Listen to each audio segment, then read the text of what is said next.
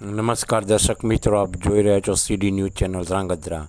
સીડી એટલે corruption destroyer, હંમેશા સત્યની સાથે. હું જયસિંહભાઈ પઢિયાર. ધ્રાંગધ્રાના કુડા રોડ પર નર્મદા કેનાલ પર આવેલો જર્જરિત પુલ 2 મહિના પહેલાં તંત્ર દ્વારા બંધ કરવામાં આવેલ છે અને કંટાવા ગામથી રામાપીરના મંદિરે જવાનો રસ્તો છે, ત્યાં ડાયવર્ઝન આપવામાં આવેલો છે. પરંતુ આ રસ્તાની એટલી હાલત ખરાબ છે કે અવારનવાર હોસ્પિટલ જતાં અનેક કેસો બગડી જાય છે અને વાહનોના પણ નુકસાની આવે છે. ત્યારે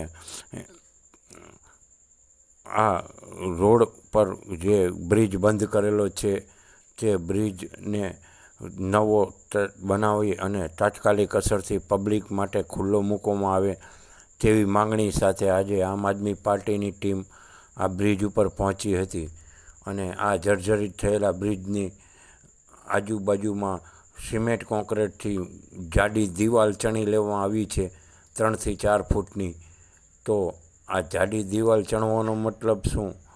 જો તંત્રને આળસ ન હોય અને તંત્રને જો કામ કરવાની ઈચ્છા હોય તો તાત્કાલિક અસરથી આનું કામ મંજૂર કરી અને કોન્ટ્રાક્ટ આપી દેવો જોઈએ, અથવા તો તાત્કાલિક અસરથી બાજુમાં નવો બ્રિજ બનાવી નાખવો જોઈએ. તો આ બ્રિજની હાલત ખરાબ હોવાથી આ તંત્ર દ્વારા બ્રિજને બંધ કરવામાં આવ્યો તે બરાબર છે, પરંતુ આ રીતે દિવાલો ચણીને પબ્લિકને અગવડ પડે તેવા રસ્તાઓ આપ્યા છે. ત્યારે મોટી સંખ્યામાં આજુબાજુના ગામના રહેવાસીઓ પણ એકઠા થઈ ગયા છે અને આપ જોઈ શકો છો કે આ તંત્રની ઘોર નિંદ્રાનું પરિણામ છે. જે તંત્ર ઘોર કુંભકર્ણની ઘોર નિંદ્રામાં સૂઈ રહ્યું હોય ત્યારે આવા પ્રશ્નો ઊભા થતા હોય છે.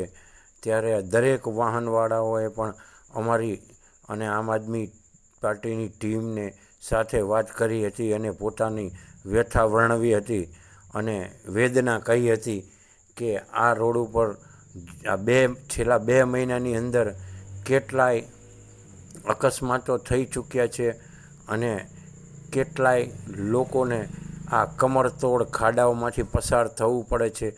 આ રસ્તા પર અંદાજે 8 થી 10 જેટલા નાના ગામો આવેલા છે અને આ ગામોની પબ્લિકને એટલી મુશ્કેલી પડી રહી છે તો પણ તંત્રના પેટનું પાણી નથી હલતું.